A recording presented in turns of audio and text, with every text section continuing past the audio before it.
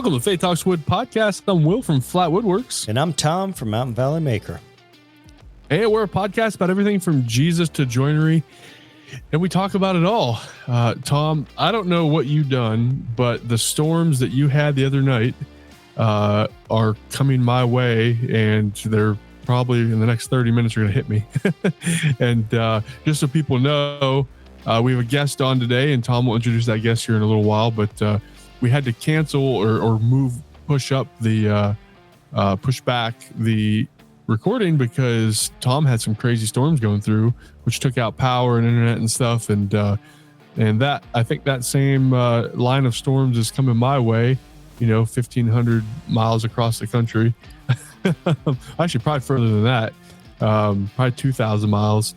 And so if you guys lose me, just continue on. And you guys can do the podcast, but we've had the power flicker 3 times, and I have Windstream DSL internet that takes about 10 minutes to come back up. And so if it does, then I'll jump back on. But anywho, all that being said, today, Tom, I did something kind of fun for me. You probably be like, oh, that sounds boring. I went to a cybersecurity and AI summit. So our local internet provider in Erie, not where I live, I wish I had them here. They'll put on a cybersecurity summit, and they'll bring in speakers and have vendors there, and it's just a whole day of sitting in and hearing from the professionals on the companies and what they're seeing and all this stuff. And so I sat in on all kinds of talks about AI and cybersecurity today. It was kind of fun. My company had a booth there, and so I was manning the booth when I wasn't in sessions and getting to talk to people. And the guy next to me on the booth next to me, I started talking to him, and his name was Thor. I'm like, oh, that's a cool name. He's like, yeah. He's like, everybody always asks me if it's my real name, and it is. He's like, I'm from Iceland. I'm like, what? He moved here when him and his parents moved here when he was young back in the 90s. He doesn't have an accent or anything, but it was just cool talking to him and hearing about the different cultures. And I said, so you have any hobbies? He's like, yeah, I do. What did he call it? It's where you like throw heavy stuff and you like wear a kilt and you do the Highland events or Highland Games. Yeah, Highland Games. And so Scottish. He said he's traveled all over the country doing Highland Games, and it's just kind of cool to talk to him and hear that different culture. But so a little bit of I actually told my wife I used to be, and I'm very charismatic. I'm very outgoing, very social. However, as I've gotten older, it wears me out more than it used to. And so I got home today and I just wanted to veg. I'm just like, I am just exhausted after talking with people all day long. And so, but yeah, that's my day today. How are you doing? Man, I've been out had to go and do a little sign work early today, but then I had to go out and get all my honey supers off my beehives and bring them in. And I got this one hive that, man, they are rowdy, dude. Like, it was just crazy getting the supers off and getting them in. The supers are the small boxes that we put on top of the hives to collect the honey. And so you you put up what we call a queen separator between the bottom boxes and the top boxes. And then that way they kind of build their colony down there. She's laying eggs, and then they're storing up food up in the other. But man, I went out and took the honey supers off, and them suckers, I felt like I was going to get stung through my suit. I had my bee suit on, but it was just crazy. And I had my smoker. I was smoking them out and everything, but they were just like, they knew I was taking the honey and they didn't like it. So that's what I did today. You think it's something with the weather maybe or something that they, I don't know. That rowdy, or is that just that hive is like that? This one hive, every time I go out there, is rowdy like that versus the other two are just kind of calm, cool, and collect. And I don't know. It's weird, but I'm still learning, so I'm not the person to be asking expert be questions to. Now you take those hives, right, and you put them in the spinner thingy. Yep. That spins it really fast and throws the honey off to the sides. Yep. And then that comes down in the bottom, and it has a spout. And then we'll put a bucket under that with a filter that'll filter out any stuff that's in there. And and then from there, we'll bottle it up. So. Now, I'll tell you one thing we do is we'll buy local honey every year, and then we'll use it as a allergenic. Oh, yeah. So as we start getting allergies and stuff, eat a spoonful of honey a day, and it's a local honey, so it's local pollen and stuff. Yep. And that always seems to help with allergies and whatnot. And so the key there is don't wait until you start getting allergies. Do it 365 days a year. Yeah.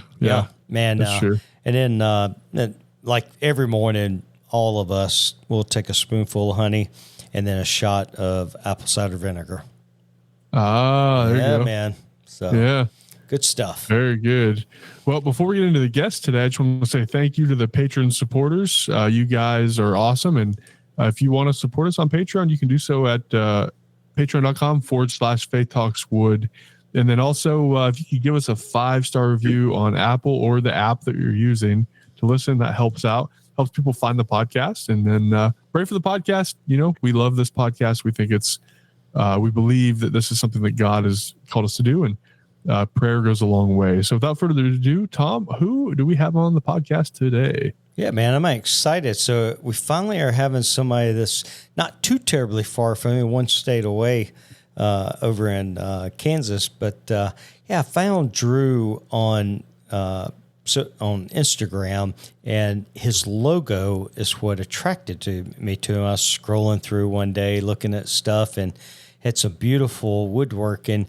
And his logo had the cross right in the center of it. So needless to say, I had to click on it, see what Drew was all about. And so, man, I'm excited. I think this is the third Drew we've had on the podcast. So we're setting a trend here of inviting Drews on. But Drew, I apologize if I mispronounce your last name, but I believe it's Drew Achong. Is that correct? Very good. Oh, yep. All right. From Sola Gratia Woodworks in Kansas. Welcome to the podcast, awesome. Welcome, man. Well, thank you guys. I appreciate it. Yeah. Tell us a little bit about yourself. Well, my full-time job is IT. I do IT for our local county government. It's actually kind of funny. I used to do full-time youth ministry in Oklahoma, and then ended up getting married and all that kind of stuff. I'll kind of tie that into my story later. But then I ended up in a position where at a church where they didn't really need anybody to do youth ministry. They already had people in place. And so it was kind of, well, what now? And I ended up getting into IT. And so now I do IT and do youth ministry on the side.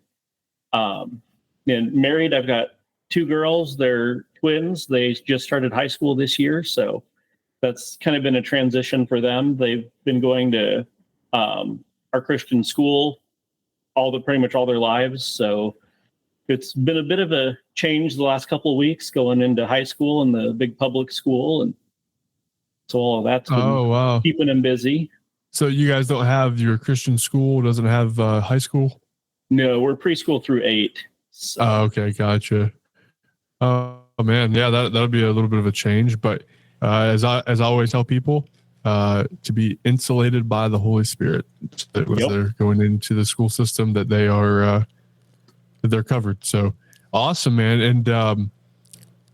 And so you were a youth pastor. I did youth ministry and did IT in tandem at one point, and so kind of a small world that we're a lot in common in that sense. So tell us. So you said you were in youth ministry. Tell us about your faith journey. How did Drew become a Christian, and what does that look like, and how have you got to where you're at today?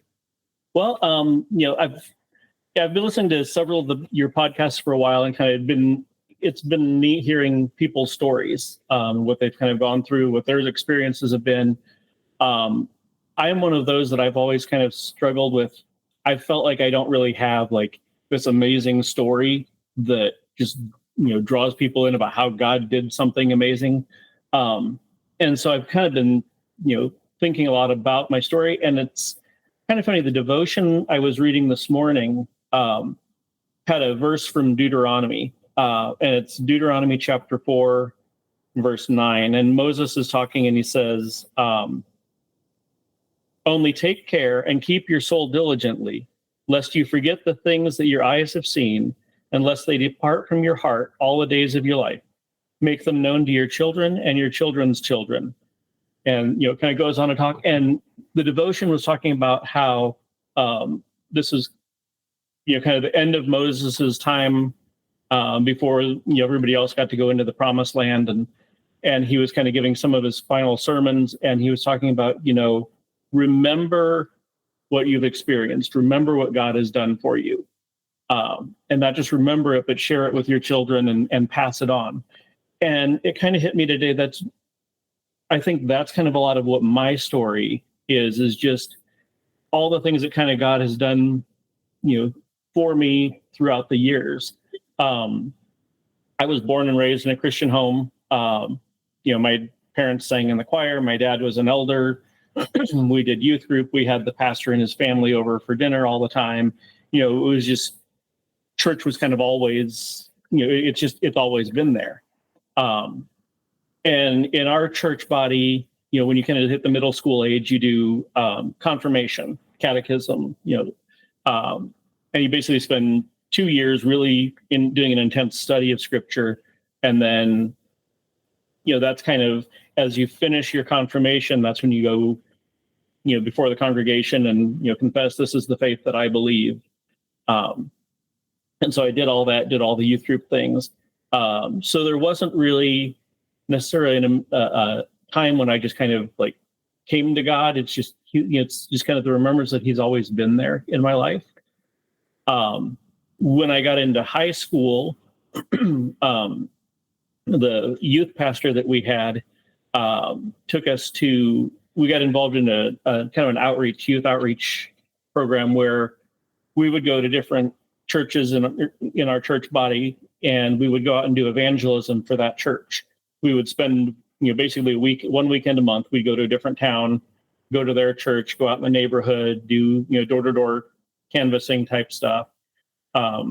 We'd also visit a nursing home. Depending on the church, we would either lead the entire worship service, or they might have us sing songs at part of it, things like that. So that kind of got me, one of the things that we would do, we would go to a summer training that was a week long. And it was basically all of the smaller groups would come together. And we would spend a week together at one of the bigger churches. And we had the big church that everybody met at. And then we had smaller satellite churches. We stayed with host families for the whole week. So, you go there, you don't know who you're going to end up, spending the week living with. But it was really kind of a neat experience getting to hear people and hear their stories. And that was a big part of, this group that we did was we spent a lot of time during the week writing about kind of, your testimony. What is your story? What is something that God has done in your life? And, how can you connect your experiences to what God is doing? And so there was, there was the door-to-door evangelism type stuff and all those things. But that was one of the things that I liked, was really being intentional about thinking about how God is, at work in your life. And so it was just kind of a neat time for me. Then our church body does a national youth gathering every three years. And usually there's around, I'd say 20 to 30,000, depending on the year, kids and adults from all over the country. And then there's been some from other countries that come and join in. We've got one coming up next summer. So I'm really excited because since it's every 3 years, most people only get to go one time in high school. So this will be like my girls' one chance to get to experience that. And for me, I would say that was probably kind of the biggest eye opener for me as far as like the impact that our faith can have. The one that I went to was in San Antonio, and the theme was the River of Light. And, you go in and they have backpacks and water bottles and Bibles and this is back in the 90s, so we didn't have all the digital stuff, but we went into the stadium and they'd have dramas and they'd have Bible studies. They had breakout sessions. It was, a week long again. They'd have sermon events. They'd all kinds of different things. But one night, one of the things that they gave us was the little pocket pen light things. And this was before LEDs, so they're not really that bright. But one of the things that they did during one of the ceremonies was they turned off all the lights in the stadium. And it was an indoor stadium, so it was closed in. They turned off all the lights, and they had everybody on the count of 3 turn on their little pen lights that they had. And with the 20,000 of us that were there, you could see the stage clearly. And the whole thing was, you don't know. You might think that your light doesn't shine very bright, but when all of God's people are shining their light, look at the difference it can make. And that was just like, wow. Yeah, that was. And I think that was really probably what got me into doing youth ministry, was just seeing that impact that had on me and wanting to kind of share that with other people. So yeah, after that, I went to Christian school, got my degree in youth ministry, ended up in Oklahoma, served in a couple of congregations there. Then I met my wife and we got married. And this is kind of where it's been a lot of, just the reminder of God working, because when we got married, she had just finished getting her library degree, school librarian, library media specialist. And there was a position that opened for her out in Western Kansas. And so she went out there and didn't know anything about the town or the school or anything. And she and her mom went out and decided, well, while we're here, why don't we check out the church and just, see what we think. She was, they were meeting the office people and they're like, oh, and this is our youth guy. And she got to talking and he's like, oh, Drew, the long-haired guy. Because at the time I had hair almost down to my waist. And he's like, I know Drew. And so that was kind of they kind of left feeling, okay, there's a connection. I think we're going to be okay, kind of thing. And so, we got married. We moved to Garden City and lived there for about a year. And then at that time, it happened to be coming up on the summer of one of the national youth gatherings. And one of the church members there had been working with the group of kids that were going to go to the gathering. The youth leader himself was going to be serving as one of the national workers at the gathering.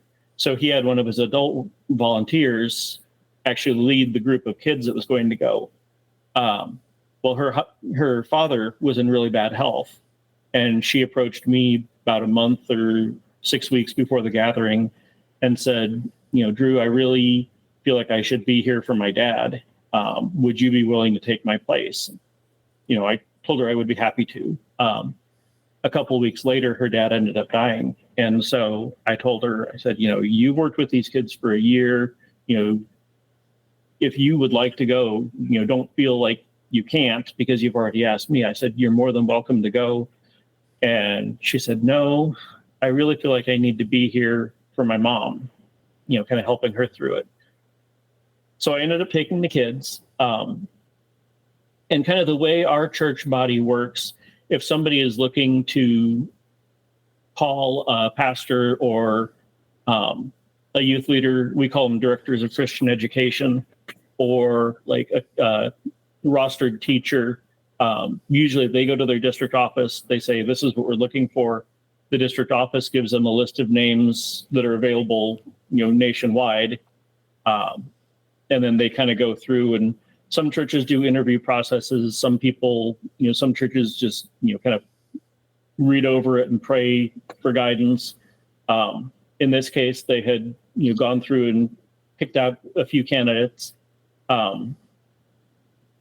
And I guess I happened to be one of them, but I kind of jumped ahead. I ended up going to the gathering with this group of kids from the church we were at. And so we're at the gathering doing the week of Bible studies and activities and all that stuff. I get a call one night as we're going into the closing worship, and on the phone, people are saying, "Hi, we're from this church in Okeechobee, Florida. We're looking to call DCE to youth ministry here." Visited with them for a couple minutes. It was so loud I could barely hear them, and I think they could barely hear me, because at one point they said, "Where are you?" And I said, "Well, I'm in Orlando at the National Youth Gathering." They paused for a minute and they said, "We're about 90 minutes away. Do you want to meet for dinner?" So I ended up meeting them for dinner the next night, and about a week later they called and said, "Hey, we would like to extend a call for you to come serve out here." And it was like just before the school year started, so there was a lot of transition. At that point I was teaching in a school in the town we were at, and my wife was the librarian. But it just kind of it was one of those, God just kind of opened this door and it was like, okay, you need to go. So we moved to Florida and ended up spending about 5 years there. That's where our girls were born. Then while we were out there, it was kind of when, housing market crashed, and it hit our town pretty hard. And we could kind of see the writing on the wall that the church kept cutting back everything it could. And we're like, there's about the only thing left to cut is my position. So we kind of knew that was going to be coming. And we'd kind of been trying to figure out, what's going to happen next. I grew up in Tucson, Arizona, and the church that I had grown up in had started a school, and it had been going for a few years. But my wife gets a call one night and says, "Hey, this is church in Tucson. We're looking to call a teacher. Your name came up, and would you be available to interview?" So she interviewed and went through all that, and sometimes it's a quick process, sometimes it takes a while. So it was a few weeks later. We hadn't really heard anything, didn't really think much about it. I come home from work. Our girls are about almost, I guess maybe they were 2 going on 3. So they were still pretty little. And I come home and the girls are playing in the bedroom and she's on the phone. And so I go in and play with the girls, and she comes in, and I could just tell on her face something was up. But I'm like, "Everything okay?" She said, "They just called and offered me the position. What do we do?" I'm like, "Well, we'll pray about it and just see what happens." So the next morning I went in. Well, that Sunday, the call came on a Wednesday. The Sunday before, one of the members of our congregation had caught me after church and said, "Hey, my computer's doing weird things." He said, "Could you come help me look at it sometime and figure out what's going on?" So I was like, "Sure." So, it was like Wednesday morning. I went over to go help him. So over there, basically his wife and daughter had been planning a vacation, and they were looking at the calendar on the computer and changed the date, because they were looking for the next, that fall, I think 2 or 3 months in advance. So they had changed the calendar date. Well, it messed up the cookies or whatever on the browsing, and it wouldn't let him do anything online because the dates and times didn't match. So we figured that out. We fixed the clock on the computer, and our pastor calls me and he says, "Hey, are you coming in today?" And I said, "Yeah." Like, "Is everything okay?" He's like, "Well, when are you going to be here?" So I'm like, "Okay, I'll be there in a few minutes." Well, I got there and it was the pastor and the president of the congregation there. And, they talked for 45 minutes and basically were saying that, they've tried everything they could, but financially they just couldn't keep my position. And you kind of went on and on. Then they paused and said, "We've done a lot of talking. Kind of, what do you think? What are your feelings?" I looked at pastor and I said, "Well, I was going to talk to you when I got to work. Angie just got offered a position in Tucson last night." So it was, it was kind of one of those, God opened one door and shut the other one behind us. And so it was, God got us out to Tucson. We realized while we were out there that there was, when my wife had been talking to them during the interview about the school, they said that She asked me, what's the support of the congregation, things like that. And they said, the congregation voted, I can't remember it was not quite 100%, but almost unanimously to support the school. And looking back, she said that should have been a red flag, because why would they have been thinking about that in the first place? But we just didn't really think about it. But we got out there and figured out that there was a group within the congregation that was wanting to take the church in a different direction and not support the school. So we ended up being in Tucson for about a year, and that it was a pretty rough year, especially for my wife, because you could tell that the leadership that was there was really trying to change the direction and not support the school. And so, just a lot of time spent in prayer, and, with, God, you brought us out here, we know you've got a plan, help us figure out what's going on and all that. And they did, again, vote to save the school, or to support the school at the next, the big annual voters meeting, when they decided budget and all those things. But it was a much smaller margin. And we kind of, the pastor phrase that he kept saying was that, he's a strong supporter of Christian schools as long as it's God's will. And we kind of figured out that he wasn't really in support of the school. But then we ended up coming out to Kansas to visit my wife's family. She grew up here.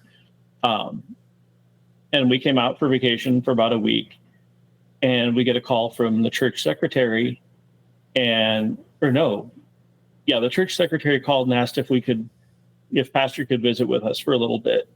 And we're like, sure. So, we stopped by. Our girls wanted to do a couple of days of the vacation Bible school stuff. So they were doing that, and pastor came to visit with us, and he's like, I know you guys just moved to Tucson a year ago. You're probably not wanting to move again.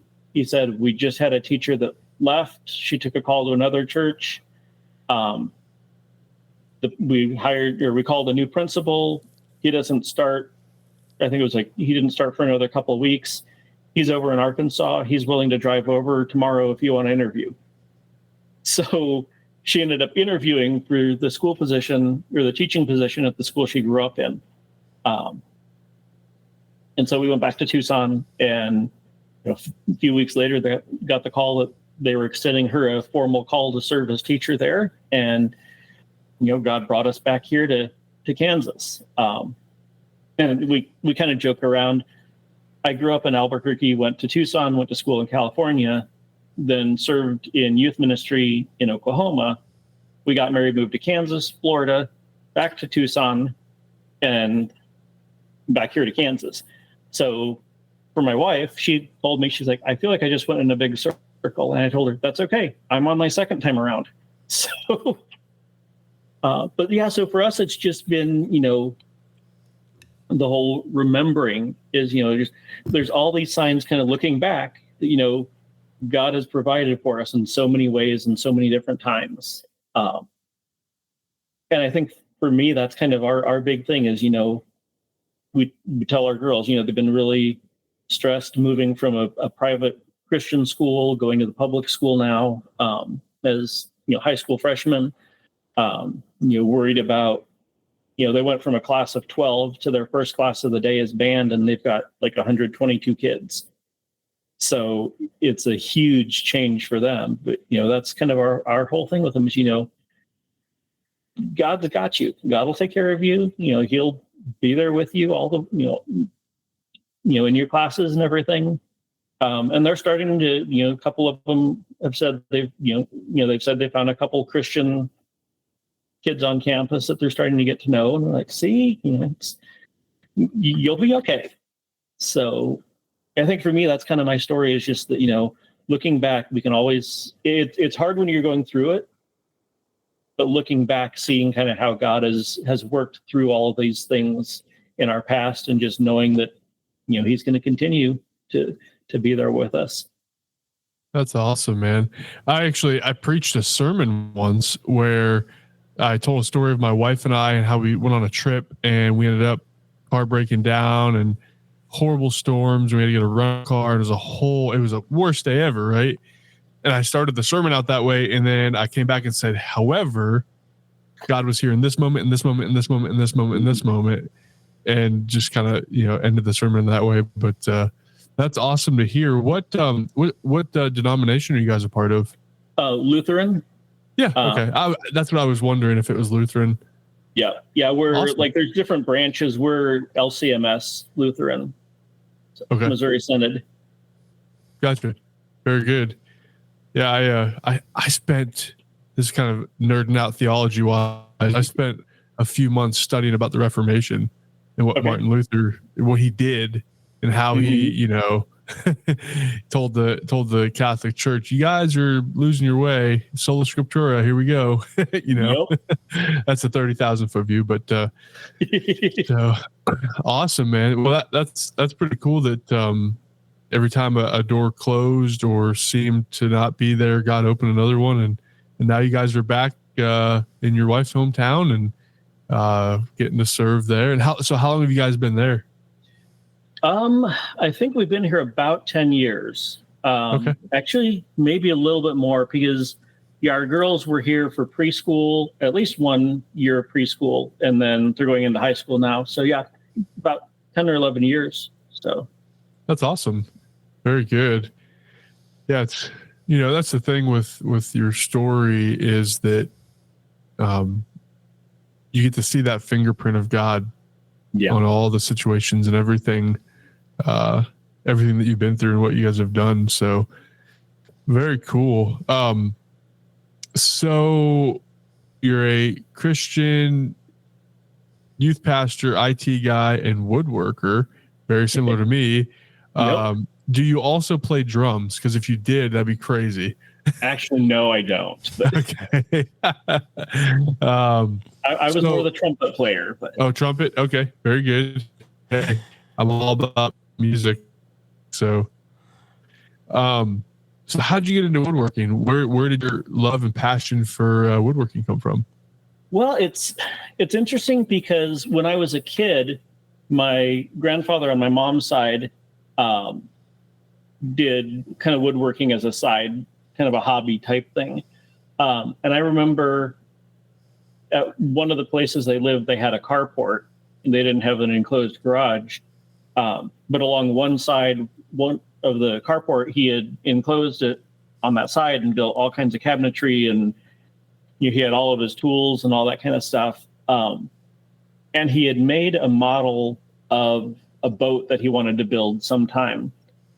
He never actually built the boat, but as a kid, that was kind of like just seeing that handmade wooden boat that he had. I was like, that is so cool. And then, also when I was a kid, he and my dad built like a playhouse for us in Tucson, and the bottom half was a sandbox. And then, they built a second story, which was basically just an open platform, and there was a roof on all that. And, when we'd have family get-togethers and things like that, all of us kids would, take our food and run up the stairs and hang out up there. And so that kind of got me interested in it. But I never really spent time in the garage with my grandpa or, working on anything like that. They built some shelving for my parents' garage, when I was growing up. But, my dad had a table saw. It kind of sat in the corner by the bikes and was where all the helmets and everything went. I can't really remember ever using it or seeing it get used. But then when we moved back here to Kansas, and, kind of had our own garage space and things like that, I was like, oh, it'd be kind of fun to do some woodworking stuff like my grandpa used to do. So I started getting a few tools here and there, and didn't really get to do a whole lot. And then the house that we moved into that we're in currently, we moved in and there was an old sandbox. And I thought, I could build a sandbox cover for our girls so that they could play in the sandbox sometime. Never said anything to my wife or anybody. It was just kind of thoughts I had in my head. And a couple days later, my in-laws showed up with a truck full of sand. It's like, oh, I guess I'm building a sandbox. So that was really kind of my first, project that I built. And really it just kind of took off from there. We needed some shelving for one of the bathrooms, and I kind of started building that. And, I think I heard you say on one of the shows that, it seems like home ownership was like the gateway drug to woodworking. And that's kind of the way it was. Absolutely. After that, I kept buying tools and wood and keep building things, and kind of playing around with, trying to figure out, I guess, my niche or whatever, trying different things. I've done, some furniture things, built like, little mud cubbies for our girls for their backpacks and shoes and all that kind of stuff. I've been doing some epoxy, wood epoxy serving trays, things like that. Done a little bit with the lathe, haven't done a whole lot with it, done some pen turning basically. But yeah, just kind of, have a laser engraver over in the corner. I've kind of started doing some of that. Actually, I've had a couple posts this week. One of the members of our congregation uses his barn for, our church does like a German fest in October. And they built kind of a little bar area they've got like a little beer tent kind of thing. And he said, hey, would you be willing to make us like, Luther's seal and on a sign or something that we can hang on the front of the bar? So I've been working on that the last few days, kind of laser engraving. It's going to be about a 3 foot by 3 foot sign with Luther's seal on it, and laser engrave it, and then do the whole torching it and all of that. And that's kind of been my current project that I've been working on. So yeah, I was watching your I'm looking at that posts post now on that project, and you were doing it in sections. So it looks like your laser is kind of narrow and really long. What type of laser do you have? It's tool, right? I'm sorry? Is it the X tool? No, it's not. It's Aether, ATEZR. Aether, yeah. Yeah, Aether, yeah. What I got was I got the regular size, and then I got an extension so you could do longer things. Yeah. So it's basically about 16 inches wide is the cutting or the burning space by about 33. Okay. So X Tool has that option as well. Yeah. There's several out there on there. The one like you have. I can get the rails on mine if I wanted to it. Go like twice as long or something. So yeah, that's pretty cool. But that's a cool looking project you've been working on. I like how you were working on it in sections. I was like, I can't wait to see it totally finished. So yeah, I'm hoping by this weekend I'll have it finished. So I did the torching last night, and I'll have to seal it and put it all together. But yeah, it's been fun. It's really kind of the first big project I've done on it since I got the extension rails. But yeah, it's nice having that extra space to work with. How long does it take to engrave something that long on that laser? Well, when I first was looking at, because at least what I use, the software I use is called Lightburn. Yeah. It's a pretty common one for laser engraving stuff, but there's fill, there's line, and then there's offset fill are the three settings on it. And I hadn't really played around with them much. But for one half, having it set on fill, it was going to take like 14 hours and 41 minutes for one half. I'm like, that is ridiculous. There's no way I can watch it for that long. So I posted on one of the woodworking groups. I said, this is what I'm trying to do. I know there's ways you can speed it up. And one of the guys said, well, try doing the offset fill. And I don't really understand it enough to know the difference between the fill and the offset fill, but it cut it down to 3 hours per side. Oh, okay. So I went from we went from an almost 30-hour project down to 6 hours of burning. So. Okay. Now, is that flood fill? Is that what you're talking about? Or well, like I know offset, because I know there's I know I'm not too versed in it. I've used Lightburn enough, but you can do a normal fill where it goes across and fills line by line. Oh, okay. And then you can do flood fill, which just does the area and then, it doesn't go all the way across. So maybe there's another way offset fill. Yeah, what the offset fill does is it does it by piece. It's like each little piece within the image. Yeah. So instead of, and that's kind of what I figured out is when it goes all the way across, there's so much dead time where it's not doing anything. Yep. But yeah, the offset fill would just do each little piece individually, and so there's not as much dead time. Yeah, absolutely. That's awesome. What size laser do you have? It's just a 20 watt. 20 watt. Yeah. Yeah. You can still, have you done any cutting with it? I've done a little. Actually, one of our girls, that's one of the other things that's kind of fun is the girls have started to, get into doing woodworking things too. Done several projects with them. And one of our girls came up to me right before Christmas and we didn't have time to do it, but she's like, I want to make a project for Mommy and Sissy on, laser engraving. I'm like, well, we don't really have time now, but it was like 2 weeks before Christmas. I said, but we can, when we have more time, we can do it. So over the summer, I actually helped her. She cut out all of the pieces for a nativity. For all the figures. She did all the figures, and then just using regular wood, the hardwoods that we had here in the shop, she actually built a manger and everything for them. Yeah, that's what I'm talking about. So she's been having fun with that. Yeah, I started with a 5 watt and then I upgraded to the 10 watt. That's all I have is the 10 watt X tool, which they're a little bit more powerful. How they do their lasers are different, but when I got the 10 watt, then I could do cutting of, like 3 mil ply. And that has been a game changer. Being able to do some cutting and having some fun with that, and made some ornaments. And then Tom's sign that's in his shop, I was able to cut out all those letters on the laser. Yeah. And but yeah, so that's awesome.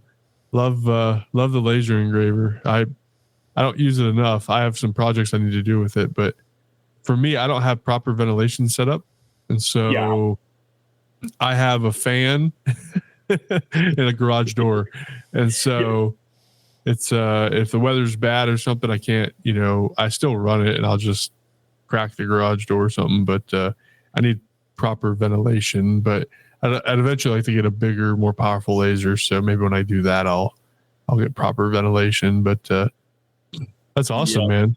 Yeah, I'm the same way. I've actually got I've kind of got a series of fans. I've got, my father-in-law brought this big kind of I don't know what to call it. It looks like a little squirrel cage blower things. He brought one of those over one day and said, I don't really need this. You're welcome to use it.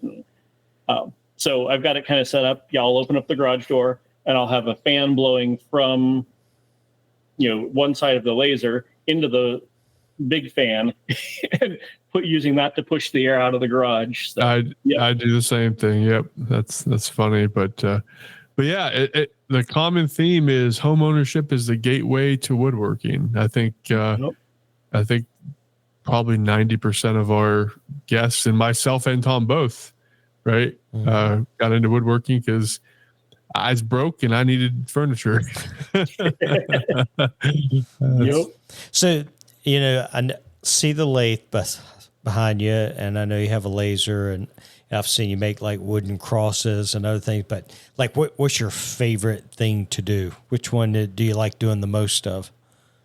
I'm kind of going back and forth on that. It's like I'll do one for a while and it's like, well, I kind of enjoy doing this too. So then I'll go over and, like, right now I've got, the wooden sign that I'm making. I've also been gluing up a bunch of some of the scraps that I've had, and I've been working on making little tea light candle holders. Doing some of that stuff. I've got a bunch of slabs, like 24-inch slabs that I've got some molds. I want to do some, more resin type stuff. So I'm kind of jumping around and just trying to figure out if I have like a certain thing that I enjoy doing most. But it's my problem is I like learning new stuff. It's I am addicted to learning and trying new stuff. So I'm kind of the same way. I don't have a niche per se, I guess is what they call it. I'm more fascinated with learning and trying new stuff than I am. Like some guys make cutting boards, and that's all they do. If all I did was make cutting boards, I would quit woodworking. I would get so bored with rectangles that I would literally probably sell all my tools. Nothing wrong with cutting boards, but I get more intrigued by trying new things. Like I really want to learn epoxy, not because I want to make a river table, because I'm bored to tears of watching river tables from everybody else. But I like some of the creative stuff that I see other people do with epoxy. And so it gets that little hamster in my head running of what I can do with stuff. But one day, I was just say one day I'm gonna get me a lathe. I'm love watching you guys turn. Oh my gosh, I'm just fascinated with people that make bowls and pins and all kind of other stuff on a lathe. But one day, not anytime soon. Yeah, is that a jet lathe behind you? Yes, it is. Yep. Okay. So yeah, it's I think it's 1221. Yeah. Okay. The model. So yeah, and really most of what I've done, like I said, is pen turning. I need to get some different chucks so that I can do bigger things like bowls and some of that kind of stuff. But yeah, that's I tell you, awesome. Pin turning fascinates me. One of my buddies on Instagram, Rosie from Rosie's Woodwork, she makes a ton of pins, and she makes some absolutely gorgeous pins, and so does Noco Woodworks, which is over on the eastern slope of Colorado. And then Andrew. Oh, yeah, and Andrew, he does a lot of turning, man. I'm just, that stuff fascinates me. It really does. But I got to make space for a lathe. I don't have anywhere to put one right now. Yeah, basically, I've got everything kind of on half of. We've got a 2-car garage, and my half is my shop, and the other half is my wife's car. So yeah, there you go. Yeah, in high school I turned a bowl, turned a candlestick. I think we did something else too. And I thought it was fun. I enjoyed it back then, but I haven't done anything since. I think my parents still have that stuff, the bowl and the candlestick that I made. But yeah, that's awesome. I thought about doing pen making too. That'd be kind of fun. There's a little, I've heard the little desktop lathe from Harbor Freight is really good and really for like pen making. Uh-huh. A lot of guys are using that. If you just want to make pens, get this little desktop lathe. And I know a lot of stuff from Hobo Freight people, don't like, but I've heard really good things about that. So, well, it's a lot. You got to figure the motor that you would need for turning a pin versus, turning a big old log like some of these guys do, these big, huge bowls and stuff. That's a lot different. So I don't see, you're not turning much weight, to make a pin. Right. But, yeah. Yep. But Absolutely. Very cool. Well, Tom, you got anything going on in the shop? Well, tomorrow it'll be extracting honey. So I brought all my hives in. So I'll be extracting honey. I've got to go install some signs first, and then come back and we'll get all that extracted and bottled up and clean that stuff. And then I've got a couple of wooden signs to make, and then and plenty of other projects I need to work on. But I've been kind of addicted here lately at building French cleat holders and getting stuff up and on the wall. And so I have been a little distracted with shop organization, and I've got one more space that I'm wanting to do because like right now on my table saw, I've got my miter gauge. I've got all the other little things that I use with my table saw just sitting there, and I have to move them every time. And so I kind of want to get all that stuff up and on the wall. But, I keep getting distracted from the projects I need to work on, and I've been doing that. And I know it's stupid, but like my stepdad, when he passed away, he collected old tools, and just he had them hanging on the wall in the shop and stuff. And my stepbrother didn't want them, and my mom asked me, did I want any of them? I'm like, yeah, I'll take every one that nobody else wants, and nobody else wanted them. So I took them all. And he had this old hand drill, like where you crank it, to drill the holes. And so like I just took some scrap wood and made a little holder for putting it up on the wall. It was just kind of fun doing a simple little 20-minute project that kind of got me thinking about him, And the funny thing is like in the process of making that, it was kind of like a thank you session to God, because I got to thinking about, like, in the old days, they didn't have power. So I literally turned the power on to my table saw, turned the power on to my bandsaw, the power on to my drill press, my planer, all these different tools to make this simple little project for a tool that didn't use any electricity. And you just think back in the day how they made everything. It just fascinates me to think about that stuff, like how they built Hoover Dam and how they built bridges and all that stuff way back then without the technology that we have today. And that's one reason I kind of still am fascinated with hand tools versus power tools. Even though I'm a power tool guy, I would like to learn a little more because I just have a lot of great appreciation for the people that could do that stuff. And I have my little block plane and my chisels, and that's about all the hand tools I have, that and a card scraper, But yeah, how about you? No, I haven't done much in the shop since I finished that island. I put my head down and get laser focused, and so I spent a lot of time in the shop getting that done, and so kind of taking a break from it. I do need to get out there.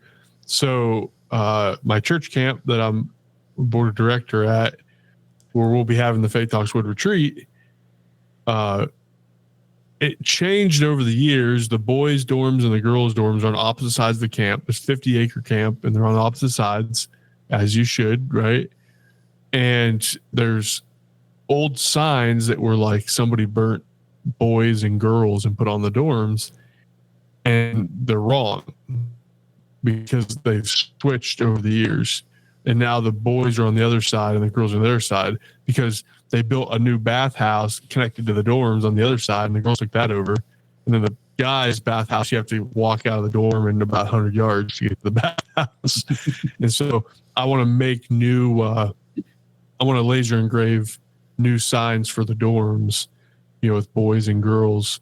And so I got to get some white oak out and plane it down and do that thing. And so that's something I want to do, because not this weekend coming up, but next weekend we have a family retreat down at camp, and I'll be down there playing drums on the worship team, and I want to be able to take those signs with me and hang them on there. So, but yeah, so not too much going on in the shop, just enjoying family time recently. So, but aside from the Luther sign, is that your main project in the shop right now, Drew?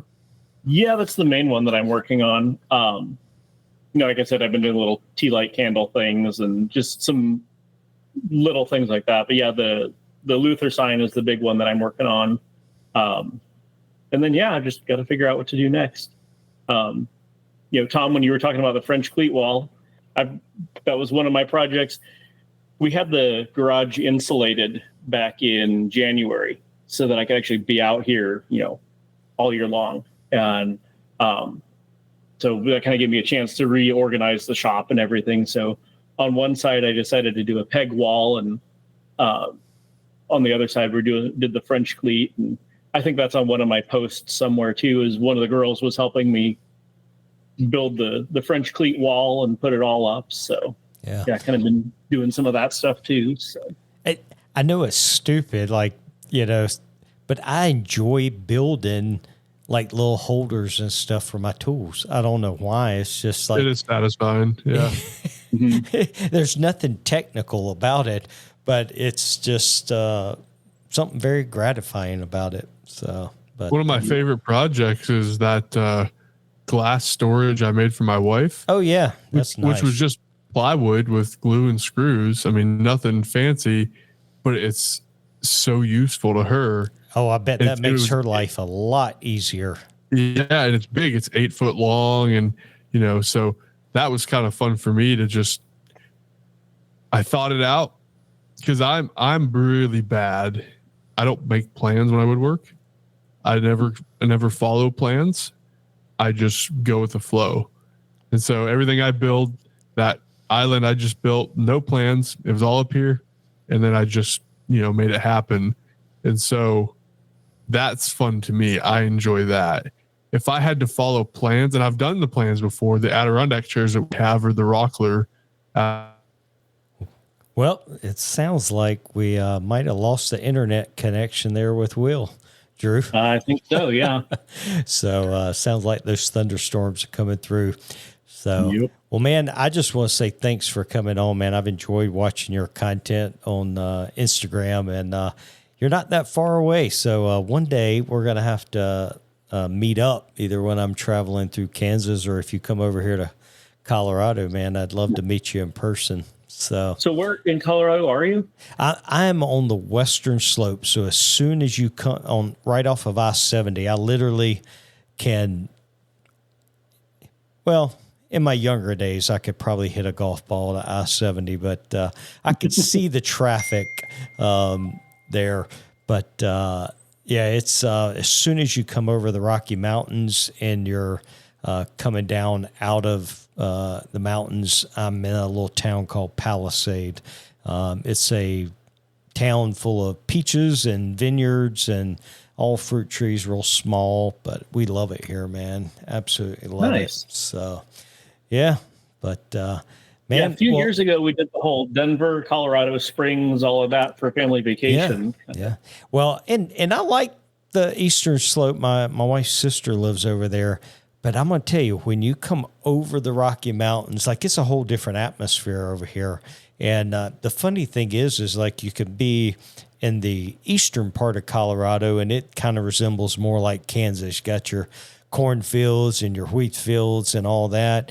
And then you come into Denver and you got the big city and then that side of the Rockies. And then when you come over to our side, it honestly resembles more like Utah. We got the Arizona canyons and stuff. And then if you go on down kind of to the Telluride and Uray and all that, kind of resembles more like, to me, it reminds me of like Wyoming and the Grand Tetons section. So Colorado really has a vast landscape depending upon where you're at. But I enjoy nature and being outside and doing things. So I really like living here. But tell our guests where they can find you at. So I know you're on Instagram, but if you're on Facebook, YouTube, all that.